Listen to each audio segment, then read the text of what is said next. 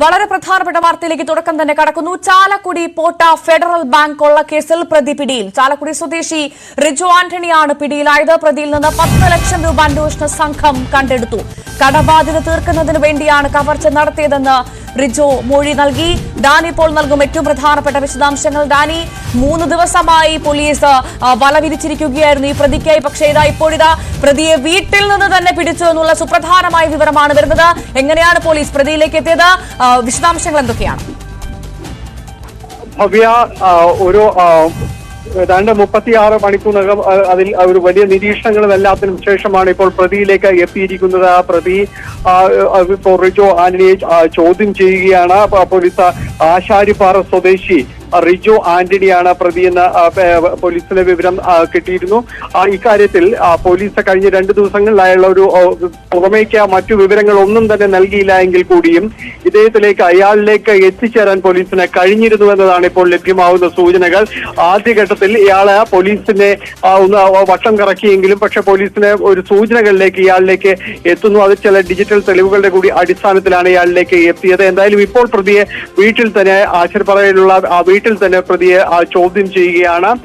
ഇതിൽ ഇയാൾ പോലീസിനോട് സമ്മതിച്ചിരിക്കുന്നത് തന്റെ കടം വീട്ടാൻ വേണ്ടിയാണ് ഈ തുക ഈ ബാങ്ക് കൊള്ളയടിച്ചതെന്നാണ് പറഞ്ഞിരിക്കുന്നത്. നിലവിൽ 10 ലക്ഷം രൂപ ഇയാളുടെ വീട്ടിൽ നിന്ന് കണ്ടെടുത്തതായി പറയുന്നു. 5 ലക്ഷം രൂപ ചെലവഴിച്ചിട്ടുണ്ട്. ഇപ്പോൾ കണ്ടെടുത്ത നോട്ട് കെട്ടുകൾ അത് ബാങ്കിൽ നിന്നുള്ള അതേ ബണ്ടിലുകൾ തന്നെയാണെന്ന് പോലീസ് സ്ഥിരീകരിക്കുകയും ചെയ്തിട്ടുണ്ട്. കഴിഞ്ഞ ഏതാനും മണിക്കൂറുകളായി ഇയാൾ പോലീസിന്റെ നിരീക്ഷണത്തിൽ തന്നെയായിരുന്നു. കഴിഞ്ഞ ദിവസങ്ങളിൽ പേരാമ്പ്ര ഭാഗത്ത് ഉൾപ്പെടെയുള്ള ഇടങ്ങളിൽ പോലീസ് സൂക്ഷ്മമായ നിരീക്ഷണങ്ങളടക്കം നടത്തിയിരുന്നു. അതോടൊപ്പം തന്നെ ഇയാളിലേക്ക് ചില സൂചനകൾ വഴി ഇയാളിലേക്ക് എത്തിയിരുന്നു. ഇയാളുടെ മൊബൈൽ ഇതിന്റെ വിശദാംശങ്ങൾ, ടവറിന്റെ വിശദാംശങ്ങൾ അടക്കം കഴിഞ്ഞ ദിവസങ്ങളിൽ പോലീസ് സൂക്ഷ്മമായി നിരീക്ഷിക്കുകയും ചെയ്തതിന്റെ ഒരു അടിസ്ഥാനത്തിലാണ് ഇന്ന് പോലീസ് വീട്ടിലേക്ക് ചെല്ലുകയും ഇന്ന് ഇയാളെ കസ്റ്റഡിയിലെടുക്കുകയും ചെയ്തത്. ഇപ്പോൾ ഇയാളെ ചോദ്യം ചെയ്യലുകൾ നടന്നു വരികയാണ്. ഏതായാലും പ്രതി മലയാളി തന്നെയാണ് എന്നൊരു സൂചനകൾ തുടക്കം മുതൽ തന്നെ പോലീസിനുണ്ടായിരുന്നു. ഹിന്ദി സംസാരിച്ചത് ബോധപൂർവം തന്നെ തെറ്റിദ്ധരിപ്പിക്കാൻ തന്നെയാണെന്ന് ആദ്യത്തെ കുറച്ച് മണിക്കൂറുകൾക്കുള്ളിൽ തന്നെ പോലീസിനെ ബോധ്യപ്പെടുകയും ചെയ്തിരുന്നു. പിന്നീട് അങ്കമാലി ഭാഗത്തേക്ക് വാഹനം പോയി എന്ന രീതിയിലുള്ള ചില കണ്ടെത്തലുകൾ ഉണ്ടായിരുന്നു. പക്ഷെ അതും പോലീസിനെ കബളിപ്പിക്കാൻ തന്നെയായിരുന്നു. പിന്നീട് തിരിച്ചെത്തുകയും പിന്നീട് പോലീസ് തൃശൂർ കേന്ദ്രീകരിച്ച് തന്നെയാണ് അന്വേഷണം പുരോഗമിച്ചത്. കാരണം ഇത് ബാങ്കിനെ കുറിച്ച്, അതിന്റെ ഇടപാട് സമയത്തെ കുറിച്ച്, ഇതിനെക്കുറിച്ചെല്ലാം വ്യക്തമായി മനസ്സിലാക്കിയ ഒരാൾ തന്നെയാണ്, ഒരു അപരിചിതനല്ല ഇതിനകത്തേക്ക് വന്ന് കയറിയത് എന്ന് പോലീസിന് ബോധ്യപ്പെടുകയടക്കം ചെയ്തിരുന്നു. ഇതിന്റെ കൂടി അടിസ്ഥാനത്തിലാണ് ഈ മേഖലകൾ കേന്ദ്രീകരിച്ചുകൊണ്ട് നിരീക്ഷണം ശക്തമാക്കുകയും ലഭ്യമായ ദൃശ്യങ്ങളിൽ നിന്നുകൊണ്ട് തന്നെ ഒരു ആളിലേക്ക് എത്താനായിട്ട് ചില ഡിജിറ്റൽ തെളിവുകൾ അടക്കം പോലീസിന് അതിനെല്ലാം തന്നെ സഹായകരമായിരുന്നു. അങ്ങനെ ഒരു നിരീക്ഷണത്തിലേക്ക്, ചുറ്റുപാടും നിരീക്ഷണത്തിലേക്ക് എല്ലാം തന്നെ ഇയാളെ കൊണ്ടുവരുവാനും സാധിച്ചിരുന്നു. ഇതിനുശേഷമാണ് പ്രതി ഇപ്പോൾ കസ്റ്റഡിയിലെടുക്കുകയും ചോദ്യം ചെയ്യുകയും ചെയ്തിരിക്കുന്നത്. ഇതിന്റെ കൂടുതൽ വിശദാംശങ്ങൾ പോലീസ് വെളിപ്പെടുത്തിയിട്ടില്ല. ഇയാൾക്ക് കടബാധ്യതയുണ്ടായിരുന്നു, അത് വീട്ടുന്നതിന് വേണ്ടിയാണ് ഈ കൃത്യം ചെയ്തത് എന്നാണ് പറയുന്നത്. എന്തായാലും ഇങ്ങനെയൊരു കാര്യത്തിലേക്ക് ഇയാൾക്ക് ആരെങ്കിലും സഹായം ഉണ്ടായിരുന്നു എന്നതടക്കമുള്ള കാര്യങ്ങൾ പോലീസ് ഈ ഘട്ടത്തിൽ വെളിപ്പെടുത്തുന്നില്ല. ഏതായാലും അതിൽ അന്വേഷണം തുടരുകയാണ്. മണിക്കൂറുകൾ, ദിവസങ്ങൾ പോലീസിനെ വട്ടം കറക്കിയ ഒരു പ്രതിയെയാണ് ഇപ്പോൾ പോലീസ് പിടികൂടിയിരിക്കുന്നത്, അറസ്റ്റിലേക്ക് എത്തിയിരിക്കുന്നത്. ഇത് തുടക്കത്തിൽ പോലീസിന് ഇതുമായി ബന്ധപ്പെട്ടുകൊണ്ട് വലിയ പഴി ഇതുമായി ബന്ധപ്പെട്ടുകൊണ്ട് കേൾക്കേണ്ടി വന്നിരുന്നു. കാരണം കൃത്യമായ രീതിയിലുള്ള ഒരു അന്വേഷണമടക്കം നടക്കുന്നില്ല എന്നെല്ലാ പഴികളും കേൾക്കുമ്പോഴും വളരെ നിശബ്ദമായിട്ടുകൊണ്ട് തന്നെ പ്രതിയെ കൃത്യമായി ട്രാക്ക് ചെയ്യുന്നതിലേക്ക് അടക്കം പോലീസിന് കഴിഞ്ഞിരുന്നു എന്ന് കൂടി വെളിപ്പെടുകയാണ്. കാരണം വിവാദങ്ങളോട് പ്രതികരിക്കാതെ കൃത്യമായ ഒരു അന്വേഷണത്തിലേക്ക് തന്നെ മുന്നോട്ട് പോയിരുന്നു എന്ന് തന്നെയാണ് മനസ്സിലാക്കുന്നത്. എന്തായാലും ആ പ്രതിയിലേക്ക് എത്തിയിരിക്കുന്നു. അത് തൃശൂർ സ്വദേശി തന്നെയാണ്, മലയാളി തന്നെയാണ്. ഇയാൾ ഒരു പ്രൊഫഷണൽ മോഷ്ടാവല്ലെന്ന് നേരത്തെ തന്നെ പോലീസ് ഒരു അനുമാനത്തിൽ എത്തിയിരുന്നു. കാരണം ഈ പുറത്തു നിന്നുള്ള ഒരാളല്ല പ്രതി എന്നതിലേക്ക് പോലീസിന്റെ അനുമാനം നേരത്തെ തന്നെ എത്തിയിരുന്നു എന്ന് മനസ്സിലാക്കുന്നു. അതുകൊണ്ട് തന്നെ തദ്ദേശീയരിലേക്ക് കേന്ദ്രീകരിച്ചുള്ള ഒരു അന്വേഷണമാണ് ഇപ്പോൾ പ്രതിയിലേക്ക് കൃത്യമായി പോലീസിനെ കൊണ്ട് എത്തിച്ചത് എന്ന് മനസ്സിലാക്കാമല്ലേ?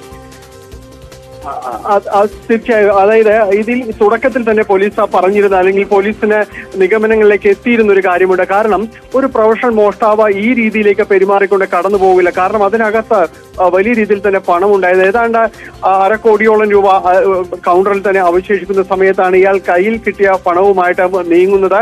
ഒപ്പം തന്നെ അതിൽ അയാൾ ഒരു ആയുധവുമായി അതിനകത്തേക്ക് എത്തുന്നു എന്ന് പറയുമ്പോൾ പോലീസ് തന്നെ പറയുന്നു അതൊരു കറിക്കത്തിയാണ്, അടുക്കളയിൽ ഉപയോഗിക്കുന്ന രീതിയിലുള്ള ഒരു കറിക്കത്തിയുമായിട്ട് അവിടേക്ക് എത്തുന്നു. ഒരു ബാങ്ക് മോഷണമാണ് ഈ രീതിയിൽ തന്നെ നടന്നിരിക്കുന്നത്. അതുകൊണ്ട് തന്നെ ഒരു പ്രൊഫഷണൽ ടച്ചോ അല്ലെങ്കിൽ ആ രീതിയിലുള്ള കാര്യങ്ങളോ ഒന്നും തന്നെ ഉണ്ടായിരുന്നില്ല.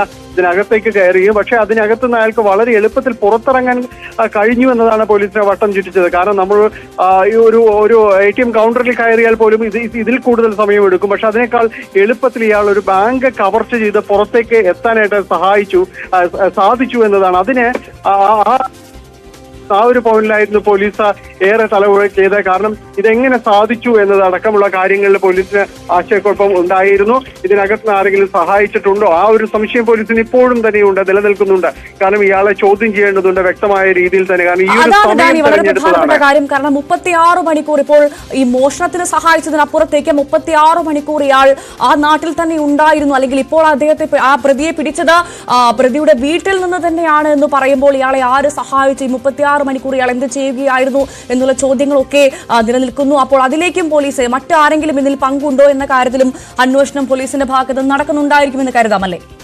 തീർച്ചയായും അങ്ങനെ തന്നെയാണ്. കാരണം അതിൽ യാതൊരു മാറ്റവുമില്ല. പോലീസ് പൂർണ്ണമായും തന്നെയും ഇതിൽ ഇയാൾ ഒറ്റയ്ക്ക് എന്ന രീതിയിലേക്ക് പോലീസ് കരുതുന്നില്ല. അതുകൊണ്ട് തന്നെയാണ് ഇതിന്റെ ഒരു വിശദാംശങ്ങളും ഇതിനപ്പുറത്തേക്ക് ഈ ഒരു പ്രതിയിലേക്ക് എത്തി എന്നതിനപ്പുറത്തേക്ക് മറ്റൊരു വിശദാംശവും പോലീസിൽ നൽകാത്തതിന്റെ ഒരു സാഹചര്യവും അത് തന്നെയാണ്. കാരണം ഒറ്റയ്ക്ക് ഒരാൾ ഈ രീതിയിലേക്ക് വളരെ പെട്ടെന്ന് നിമിഷങ്ങൾ കൊണ്ടൊരു ബാങ്ക് കൊള്ളയടിച്ച് നീങ്ങുക, അതിന്റെ ഒരു സാഹചര്യം, അതും ഒരു പരിചയവുമില്ലാത്ത ഒരാൾ, ഒരു രീതിയിലും ഒരു ക്രൈം സീനിലും ഇതുവരെ വരാത്ത ഒരാൾ വീട്ടിലെ കറിക്കത്തിയുമായി ചെന്നിട്ട് ഒരു ബാങ്ക് കൊള്ളയടിച്ച് 15 ലക്ഷം രൂപയുമായി 2.5 മിനിറ്റിനുള്ളിൽ കടന്നു കളയുക എന്നത് അവിശ്വസനീയം തന്നെയെന്ന് പറയാനേ സാധിക്കുള്ളൂ. അത് തന്നെയായിരുന്നു പോലീസ് ഇപ്പോഴും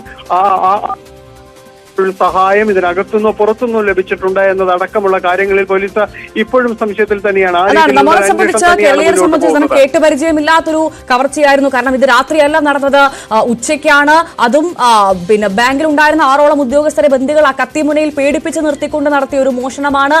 എനിക്ക് തോന്നുന്നു ഡാനി ഇവിടെ പ്രതി ഒരു അതിബുദ്ധി കാണിച്ചു. അതായത് ഈ ചാലക്കുടി വിട്ട് പുറത്തേക്ക് അന്വേഷണം പോകും എന്നുള്ളൊരു അമിത ആത്മവിശ്വാസത്തിലായിരിക്കാം ഒരു പക്ഷേ ഈ പ്രതി വീട്ടിൽ തന്നെ ഒളിച്ചിരുന്നതല്ലേ? ഭവ്യ, ഏതാണ്ട് അതൊരു സാധ്യതയുള്ള ഒരു കാര്യം തന്നെയാണ്. കാരണം ഒരു ആത്മവിശ്വാസം അതിന്റെ ഒരു കൂടുതൽ തന്നെ ആയിരിക്കും. കാരണം ഇതെല്ലാം തന്നെ ഇത്രയും പെട്ടെന്ന് നടത്തി, അതോടൊപ്പം തന്നെ അതിൽ പോലീസ് കൂടി അതിൽ ആ ഒരു അതിബുദ്ധിക്ക് പോലീസ് കൂടി ഒരു ബാരിക്കേഡ് വെച്ചു എന്നത് തന്നെയാണ്. കാരണം ഈ രീതിയിൽ തന്നെ 2 ദിവസങ്ങളിലായിട്ട് പോലീസിന് മറ്റു വിവരങ്ങളിലെ അന്വേഷണം പുറത്തേക്ക് എന്ന രീതിയിൽ തന്നെയായിരുന്നു പോലീസിന്റെ ഭാഗത്തുനിന്ന് മാധ്യമങ്ങളിലേക്ക് കിട്ടിയിരുന്ന ഒരു വിവരങ്ങളും ജില്ലയ്ക്ക് പുറത്തേക്ക് കടന്നു എന്ന രീതിയിൽ തന്നെയായിരുന്നു. എറണാകുളത്തേക്ക് വന്നു, എറണാകുളത്ത് നിന്ന് പുറത്തു പോകാൻ സാധ്യതയുണ്ട്. ഒരുപക്ഷെ അത്തരം ഒരു വാർത്ത പോലും ഏത് രീതിയിലാണ് അവർ ഉപയോഗപ്പെടുത്തിയെന്ന് കൂടി നമ്മൾ മനസ്സിലാക്കേണ്ടതുണ്ട്. കാരണം ഇയാൾക്ക് ഇതിനകത്ത് തന്നെയുണ്ട്, തൃശ്ശൂരിനകത്ത് തന്നെ ആ സമയം പോലീസ് അരിച്ചു പെറുക്കുകയായിരുന്നു എന്ന് തന്നെയാണ് നമുക്ക് മനസ്സിലാക്കേണ്ടത്. കൃത്യമായ രീതിയിൽ തന്നെ ആദ്യ മണിക്കൂറുകളിൽ ഇയാൾ ഒരു ഇതര സംസ്ഥാനക്കാരനല്ല എന്ന് വ്യക്തമാവുകയും പോലീസിന് ബോധ്യപ്പെടുകയും ചെയ്തിരുന്നു.